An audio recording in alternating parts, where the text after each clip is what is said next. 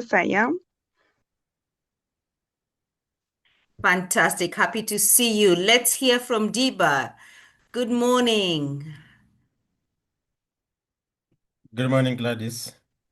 You are back to these sessions, aren't you? You've been here before. Yes, I've been here before. What are you looking forward to today, Diba?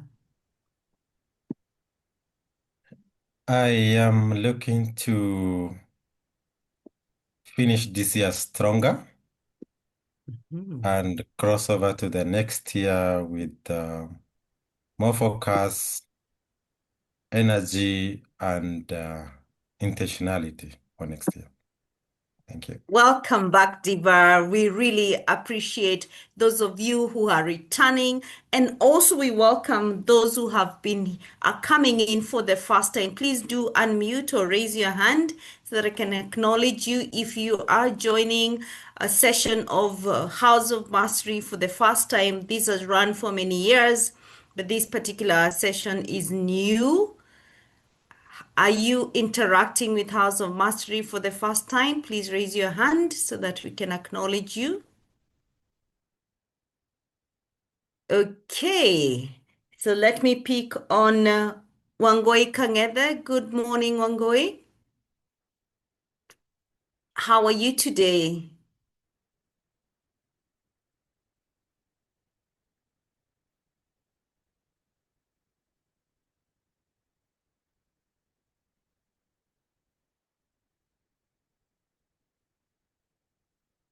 Wangoi, are you able to speak? Yes. Karibu sana, Wangoi. How are you today? Fine, thank you. How are you? Happy and blessed. Are you joining us for the first time? I think this is the second time. Yeah. Yeah, I once joined in on a session and have watched some YouTube videos. Mm-hmm. Yeah, so I'm not as green, maybe just lime green. What are you expecting today?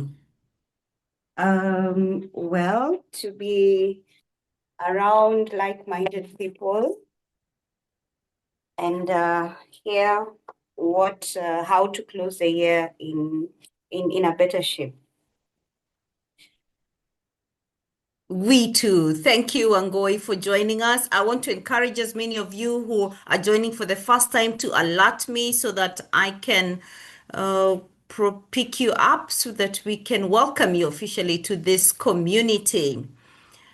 We are delighted that we are starting a new season. But in the past, I and a few of you have attended breakthrough challenges I've attended 2 years in a row, and I've also attended momentum challenge. And these sessions have definitely changed the way I approach my life and impacted greatly on what I am doing with myself today and what I have achieved in this year. Has the previous session challenged you in any way? Please put on your video so that I'll know who is ready to share in about 1 minute before we call in our coach. If you're joining us for the first time, do let me know. Brian, how are you? Where are you joining us from? And are you joining us for the first time? Yes, good morning, everyone. I hope it is Good. morning to It is everyone. morning where we are. Yes, I am joining for the first time. Happy to be here. Looking forward to learning and unlearning and becoming a better person. Unfortunately, I do not have a comparison since it is my first time joining compared to the previous session. However, happy to be here. Welcome so much, Brian. You're in the right space, and I feel your energy already. So let's keep it locked. If you can have your video on, it would be appreciated. Allow me to welcome one of our previous participants to help us understand how has the previous sessions in a few years helped you. I can see you on video. My core accountability partner, Blanche, Isabel Blanche. Please say hi to us and tell us how have these sessions of House of Mastery impacted your life. I will call on Mercy Chelasho next. So, Isabel, karibu. You are muted.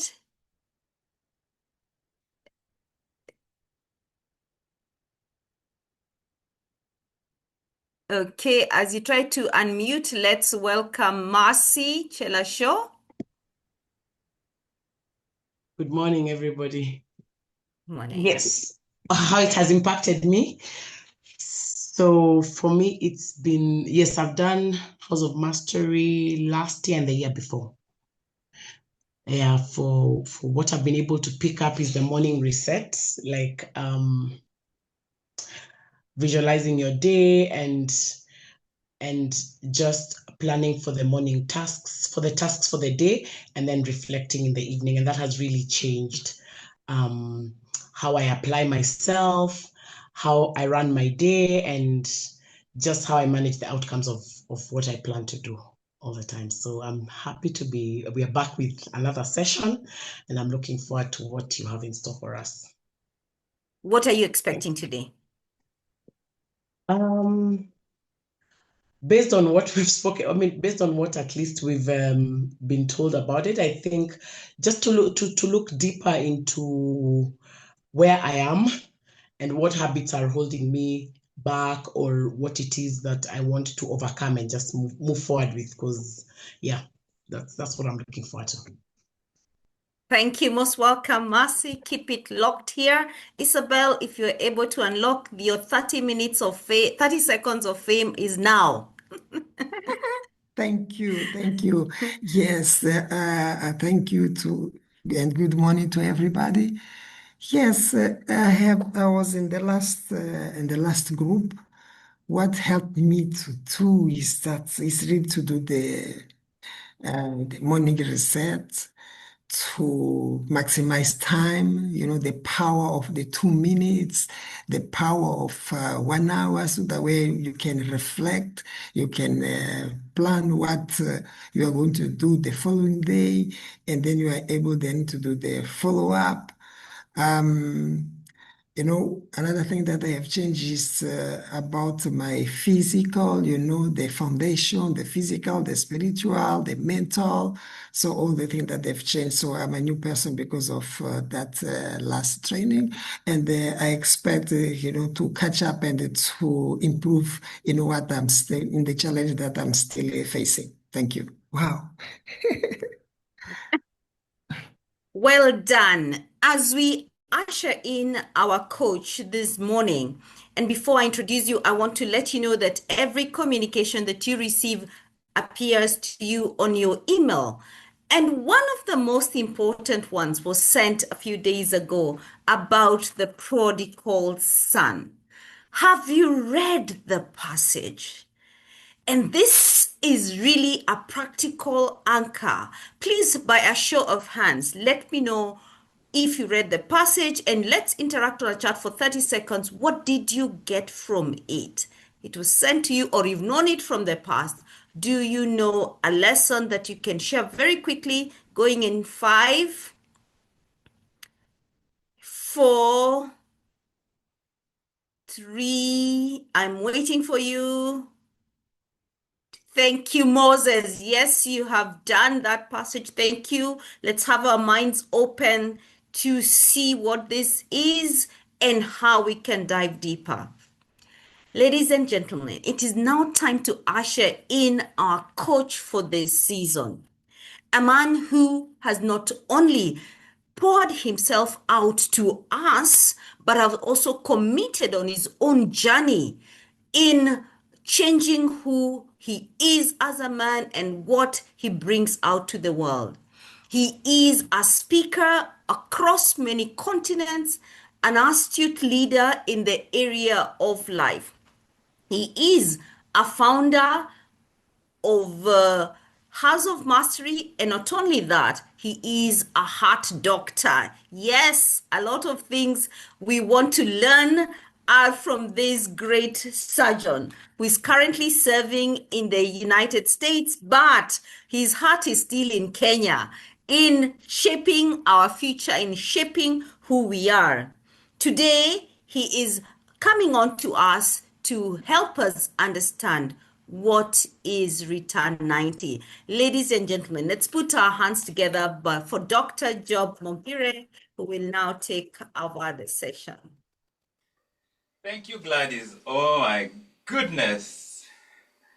It's been a long time, and I am so glad to see you all. I see so many new names. My big screen is this side, so if I turn this way, it's because I'm looking at the bigger screen. I'm so delighted to see you all back. If we are interacting first time, my name is Job Mogire, and where I come from, they call me Chobu. Come from the amazing highlands of Kisii. I am going to find a way to pin myself, and then we'll get started. Whether or not you believe in the Bible, the story we are using this season is one of the masterpieces of any writing you'll find anywhere. And so one of my challenges to you is for you to read this passage every day, at least once every day. Trust me, I've been reading it for several months, which is why I decided to anchor the 5-day challenge on it. The 5-day challenge is a prelude to the 90-day challenge, and we are covering something that I have been working on for a long time. I have never given it out. This is the first time. Because of how crucial this passage is, we are going to start with it. First of all, could you confirm to me that you can actually hear me well? Yes, we can. Oh, fantastic. So I am going to start off by sharing this because we need to read this passage together. It comes from the Bible in Luke chapter 15. There was a man who had 2 sons. That's a story of every Kenyan household. Almost every Kenyan household, because it doesn't say son or daughter. It doesn't say boys or girls. It says son. So even if you are not a boy, you are a son. The younger one said to the father, "Give me my share of the estate." That statement is extremely weighty. Give me my share of the estate. So what did the father do? He divided his property between them. Not long after, he wasn't waiting. Not long after, the younger son got all he had. Sometimes you can only pack some things you cannot pack them. I've left the country for the US, I know there are only a few things you can pack. He all got together all he had, set off for a distant country, and there he did not invest in crypto. He squandered his wealth in wild living. As soon as he received it, it became his wealth. He squandered it in wild living. After he had spent everything, there was a severe famine. Surprise, surprise. There was a severe famine in that whole country. And he began to be in need. Need follows famine, and we will explore this throughout the week. So he went and hired himself out to a citizen of that country. Your needs can push you to take actions you ordinarily wouldn't. This gentleman goes from wealth, squandered wealth. That means he walked away wealthy. And now he is forced to, because of his need, to go and hire himself out. And once he is hired, he can be sent anywhere. The person who hired him sent him to the fields. You can send you to the fields to gather tomatoes, to till the maize, but no. The lowest of the lowest, to feed swine, to feed the pigs. In that culture at that time, you couldn't go any lower. That's as low as you could go. His needs have pushed him to enjoin himself with a foreigner, and the foreigner has total control over him to send him wherever he wants. He longed, that is the word. He longed. Is it possible that how your life has turned over the last 10 years is controlled by that word, longed? What is it that you have longed for that has led you to where you are today? He longed to fill his stomach. I see so many needs that he has. He needs a house, he needs a car, he needs a mobile phone, he needs airtime, he needs bundles. But he longed to fill his stomach. But even this simple longing, he longed to fill his stomach, not with food, because he's gone as low as he can go, with the pods that the pigs were eating. It's possible for your longings to lead you to very dark places. That's the whole the reason why we are doing this challenge. If we are not careful of the longings, they can serve as levers that point us in directions we don't want to go. He longed to fill his stomach with the pods the pigs were eating, but no one gave him anything, not even the pods. When he came to his senses, from riches to squandering to being in need to working with the pigs, finally he comes to his senses. I pray that if ever I find myself in a situation I need to come to my senses, that I don't miss that opportunity to come back to my senses. When he came back to his senses, he said, "How many of my father's hired servants have food to spare? And here I am starving, not just hungry, starving to death. Death of knowledge of who I am, whose I am, knowledge of my assignment, knowledge of what I have, what I can do, knowledge of how much power I have to ward off other people's opinions so that I can live according to my assignment." When he came to his senses, and he said, "I will set out and go back to my father and say to him, Father, I have sinned against heaven and against you." That we already know, having seen where he started from. In fact, the day he said, "Give me my share of the estate," that was the deepest sin you could commit in that culture. I am no longer worthy to be called your son. He is making this decision, this declaration, when he is in the pit, when he is feeding pigs. Be careful of the judgments you render about yourself when you are at your lowest. You disqualify yourself because of the actions you've taken, because of your behaviors, because of your environment, because of your capabilities, because of your decisions.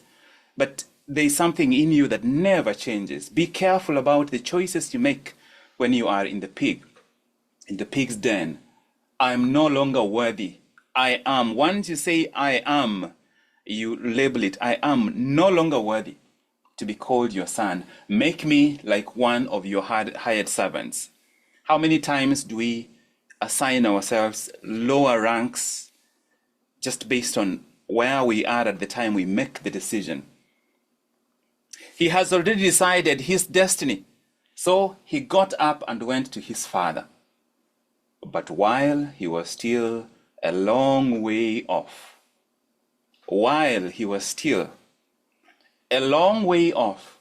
his father saw him and was filled with compassion for him. He ran to his son. The first word is run. He threw his arms around him. He threw his hands around him and kissed him.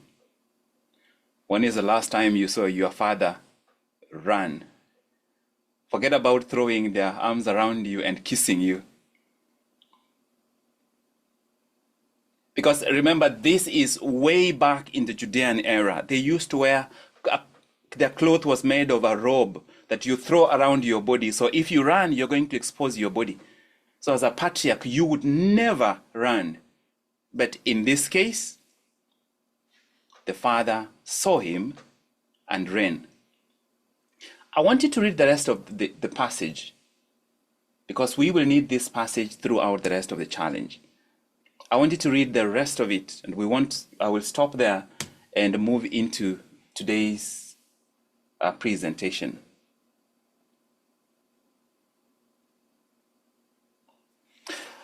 I would like you to write down anything that came up, one simple sentence that came up for you just from hearing this passage. And no matter how many times you have heard it before or read it before, I want you to write down something fresh that came up, because that is the attitude we have to carry to ensure we are open for something fresh to come up.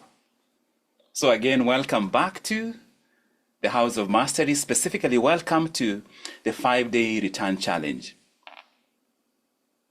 And before I tell you anything else beyond this point, I want you to know exactly what this 5 days will give you. By the end of this week, you will know why you have been running, and I'm talking about running emotionally, not as a theory or some high-level concept, but as a tangible memory that gives you the power to begin to reclaim, to begin to return to the person you were when you arrived here, because that is the return we need. During these 5 days, you will see the lie driving your exhaustion and frustration and any stuckness you might already experience in your life. The lie operating everything that you have built, everything you've pursued. And hopefully you will know the way home, the way back home. And beyond these 5 days, I know some of you will take the path to return 90, and some of you may not, but either way, I promise you that you will never unsee what we will uncover together this week. That is the promise. You are going to see your life, to see yourself in a new light. And let me tell you how I found this. At the time I was writing my second book, Born to Win, this became very clear. It has been a weight I have carried all along. I grew up in a village called Sengera in Kisii Highlands. And I grew up with a word attached to me, Ekerentane. In Ekegusi, my vernacular, it means the unwanted one or the unwanted child.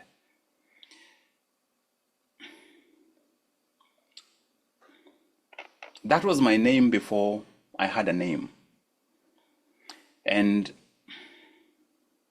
names spoken over children do not disappear when the child grows up. They remain in the background. They go underground.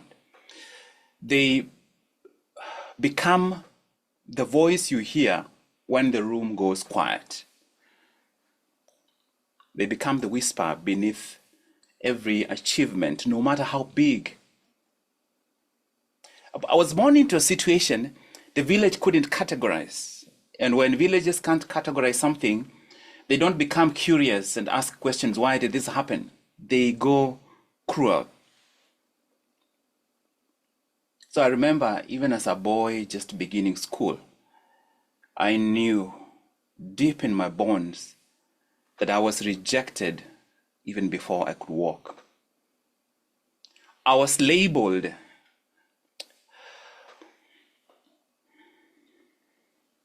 before I could speak in my own defense. And my story gets complicated because I had two fathers. One was biological, educated, successful, everything that the village respected.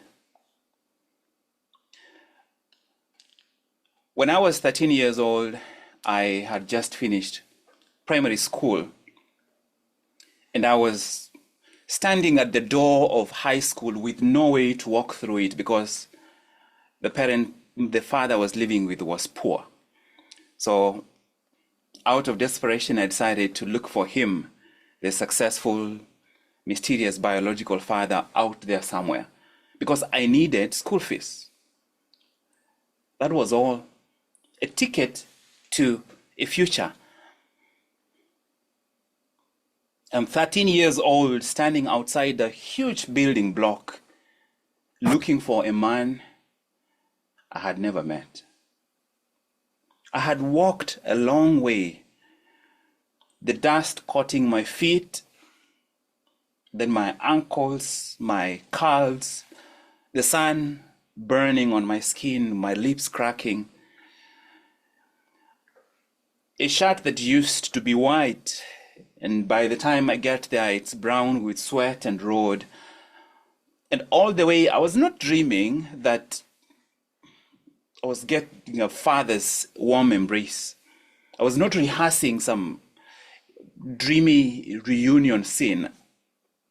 I was just hoping for the bare minimum, that he would pay my fees.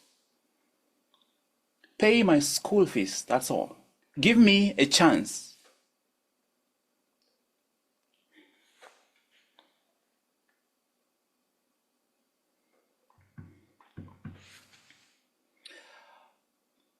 He did not have to claim me or love me.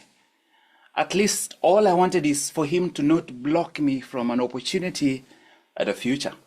So I'm outside this building block, and I stood there with men walking by me in clean shirts, looking at me as if I was part of the building. Is it him? He's too tall. Is it him? He's too light-skinned. Is it him? No, that is actually a woman.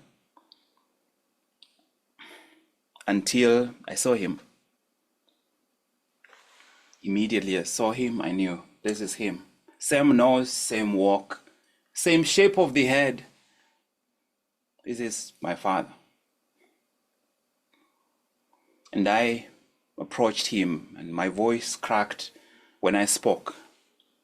I told him who I was, as if he needed an introduction, and who my mother was. I told him I needed fees for high school. And we sat across a huge mahogany table between us, and he looked at me and he said one word: no. And then he turned to the papers he was sorting out on his table. And I stood there, I don't know for how long, and that word, no, hung in the air between us.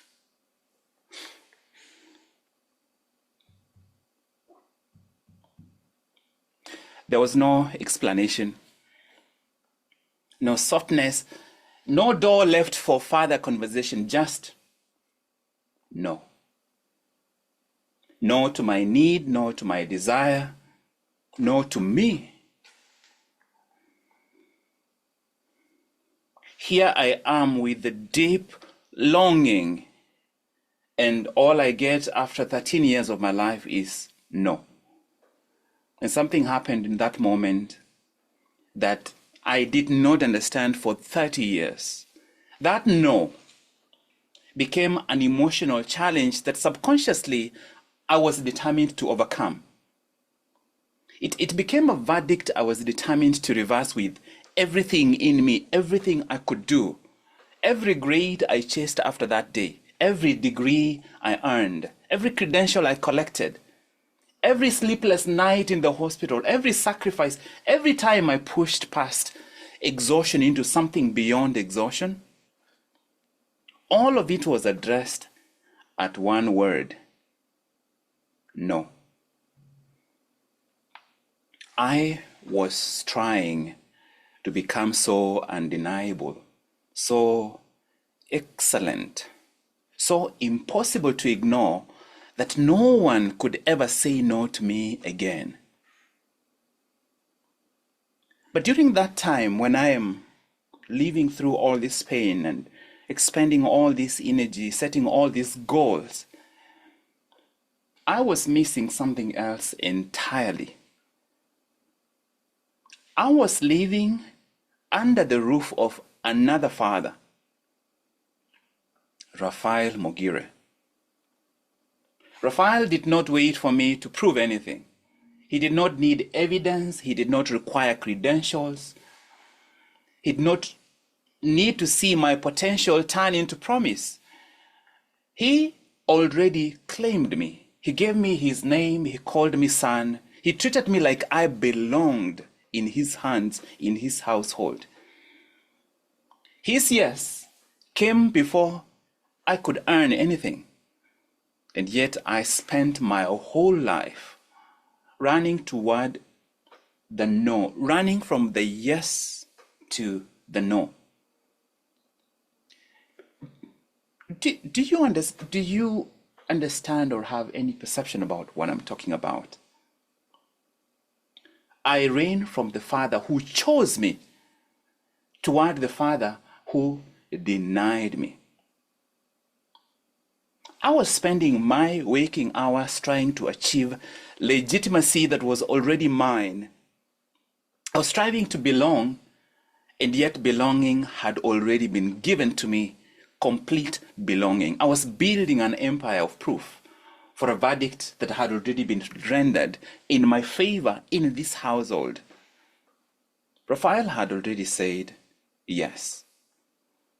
But because his yes felt too easy, too available, almost taken for granted, it did not match the wound I was carrying. The wound convinced me that belonging must be earned. And if it's freely given, that's charity. And charity feels like pity. So I could not receive it fully. On the other hand, my biological father's no felt like something that I could conquer, something I had to conquer, something I could reverse with just enough excellence, enough credentials. A finish line I could cross until he had no choice but to see my excellence, see how impressive I had become. So I ran and ran and ran. And I did not run into reckless living or rebellion or obvious distraction, wasting my life. No, I ran into impressive achievement, into credentials. I ran into becoming the kind of person no one could reject.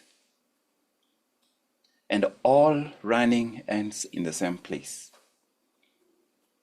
In a far country. I ended up in exile. And trust me, there is nothing more empty than getting to exactly where you aimed to get to and realizing you brought your achieving self, but not your living self. You have everything, but you can't even feel all these great things that you have accomplished. I did not fail my way to exile. I won my way out of the house that already loved me. I'm 42 years old now. I am a board-certified cardiologist in the US. When it comes to cardiology practice, you can't go any higher. I have literally saved lives. I have built things. I have achieved things that the boy on the dusty road going to look for the man in the big office would never even have dreamed.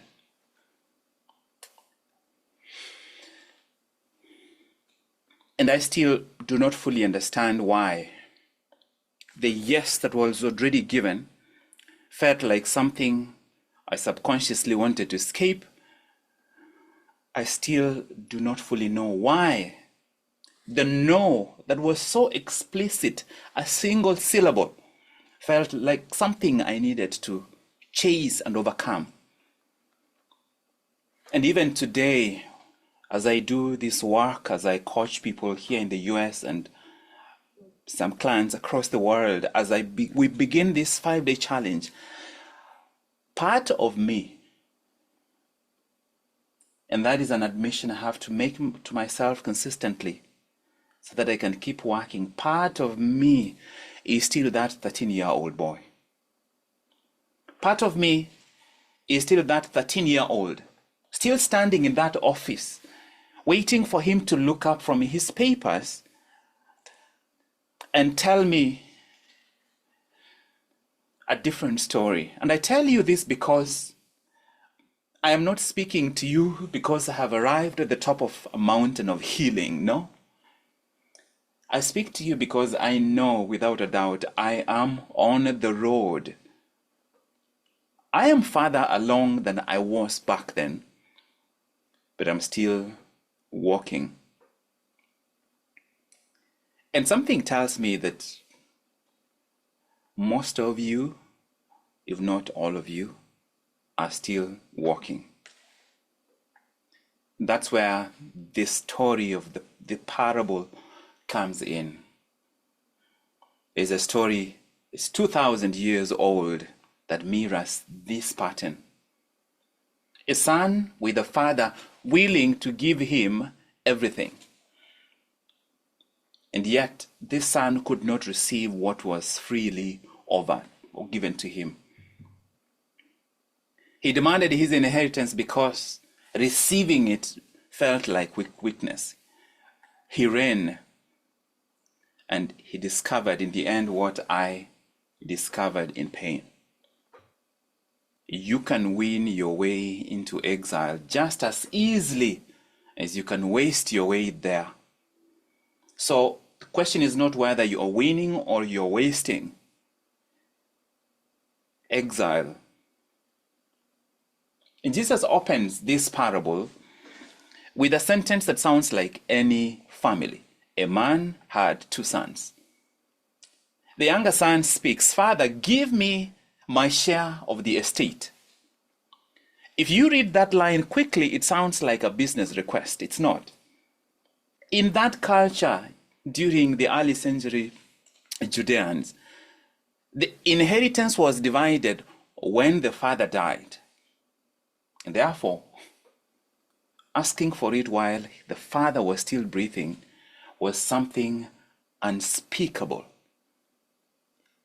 In other words, the younger son said, "I wish you were dead. Give me what I would get when you are dead, because I want to live as if you no longer exist." And there is another layer beneath the offense. The son was not rejecting the father's resources. He was rejecting the father.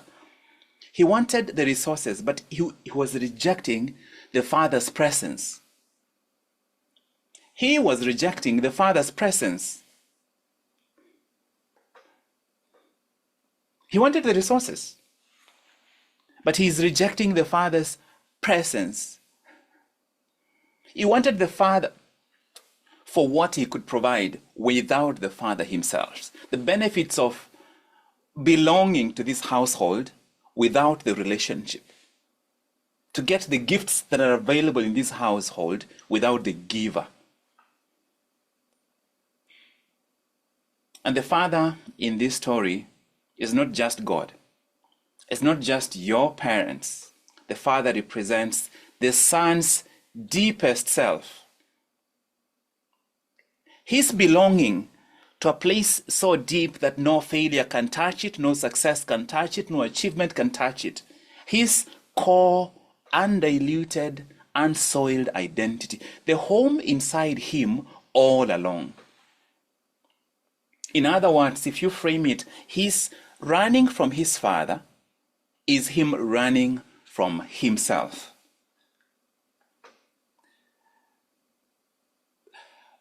It took me a long time to even receive this, that belonging, because of everything we go through, belonging becomes one of the most scary things. And belonging is the reason why there is a voice that is always running in my head, not yours. You are okay. My head, that voice that keeps judging me, comparing me, reminding me of my mistakes, always labeling me. That voice that has recorded everything. Because that voice is the split between who God truly created me to be, the authentic, unsoiled, unblemished person he created in me, that he wants back, and the person that I have created with achievement, with people pleasing. The son could not stand being close to his own belovedness. And that gap, the distance between who I am today and my belovedness, that is the longest distance I will ever travel. That's the longest distance you will ever travel. And that is the challenge of return. To return to the place where I live from enoughness. For this son, intimacy felt like imprisonment. Being known and loved without earning it was unbearable, because when we earn, at least we can point to the credentials. We can point to what we've done to earn the authentic, complete belovedness. So he demanded distance. And if we are honest right now, we've done the same thing. And here is why the son ran. He had longings, deep longings, legitimate longings. He longed for longings I have spoken about, the 6 fundamental needs I've spoken about during previous programs. He longed for significance, to matter, but on his own terms, not only as someone's son. He longed for variety, aliveness, and adventure beyond the familiar fields. And I know what that feels like, because I wanted to leave Kissy land and go somewhere and experience more life. He longed for certainty, control over his own choices, his own future, to create his own story. He longed for growth, to become someone beyond the boundaries of the home, the boundaries of the village, the boundaries of the estate belonging to his father. He longed for connection, to feel chosen. He longed for contribution, to be able to give something that does not depend on his father. And this is something we've spoken about before, and I'm about to give you a framework.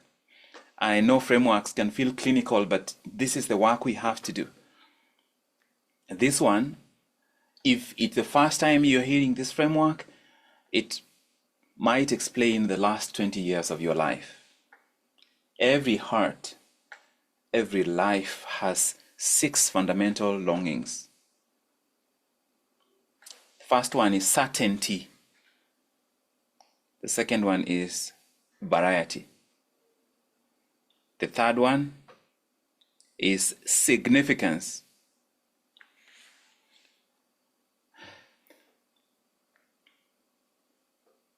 The third one is significance. The fourth one is love and connection. The fifth one is growth. The sixth one is contribution. If you have been in the Momentum Challenge, you've heard this before. And the longings are not the problem. The problem is how and where we try to meet them. The son believed the far country would satisfy his longings. He believed that out there, away from the father, away from home, away from intimacy, he would finally find what he craved for. And he was wrong. But he did not know it yet. I want you to look at those longings before we define them in the coming days.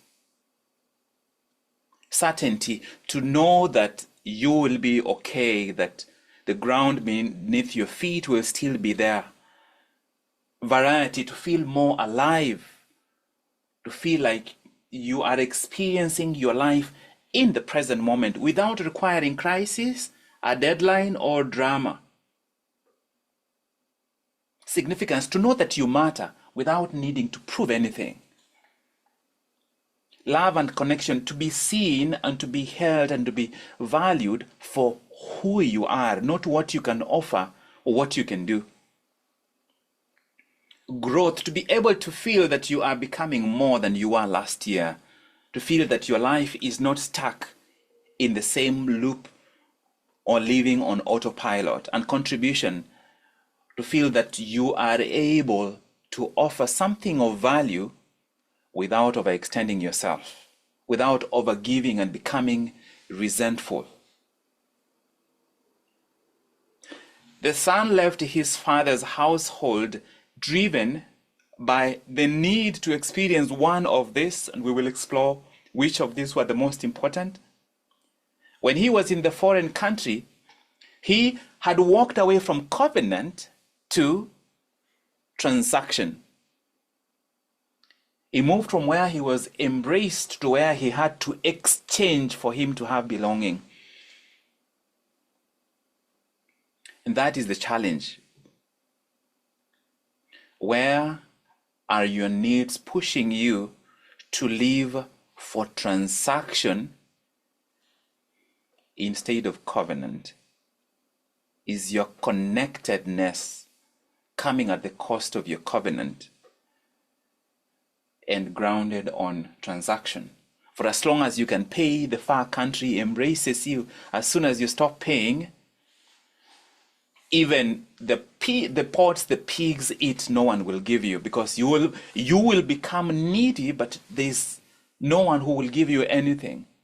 So your need drives you to enjoin yourself with a foreigner in a foreign country, and then the foreigner has total control over you and sends you to feed the swine, sends you to as low as possible.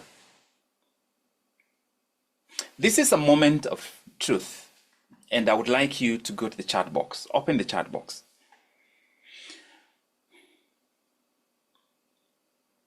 Open the chat box. Certainty, to know that you have some level of predictability. Variety, to have some kind of change that excites you without addiction.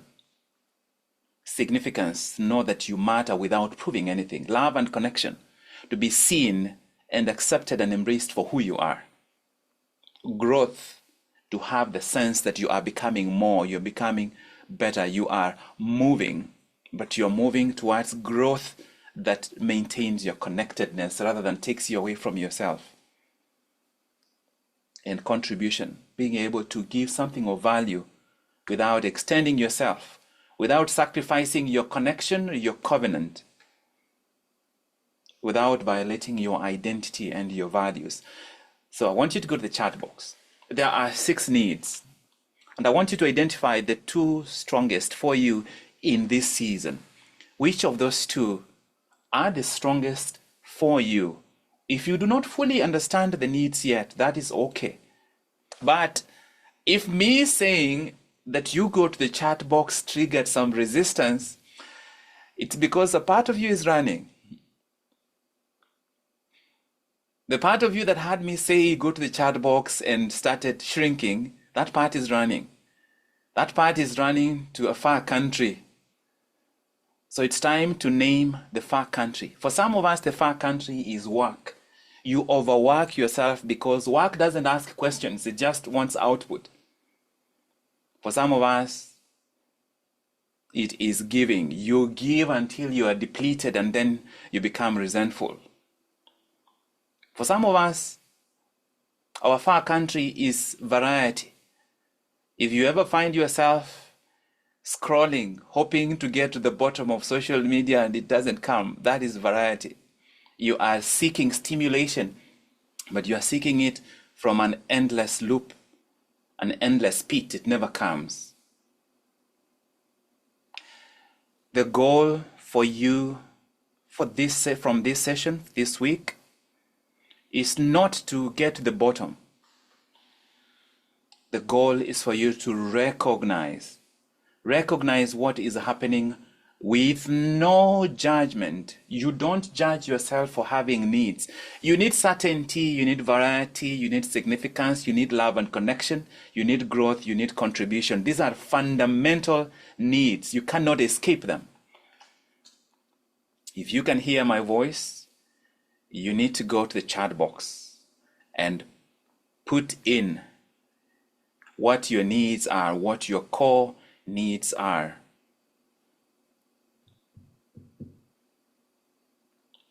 And then I want you to sit with this question until tomorrow. I want you to sit with this question until tomorrow. And after this session, I will send you a specific assignment. Gladys will share the WhatsApp link that you need to join so that you receive this easily, but it will also come to you by email. I want you to sit with this question, and I want you to write down the question. What unmet need is most controlling my life? What unmet need is most controlling my life? What unmet need is most controlling my life?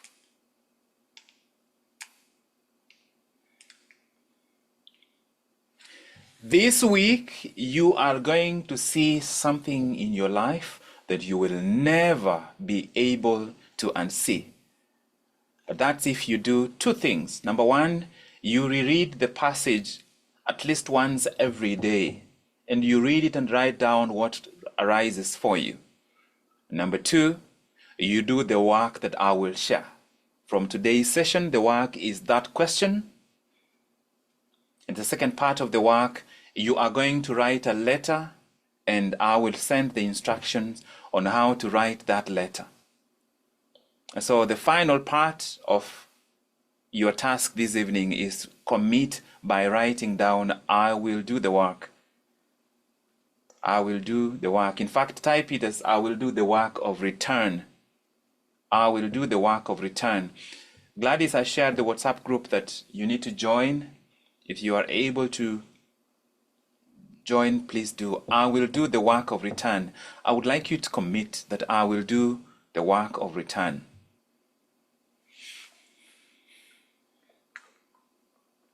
I will do the work of return.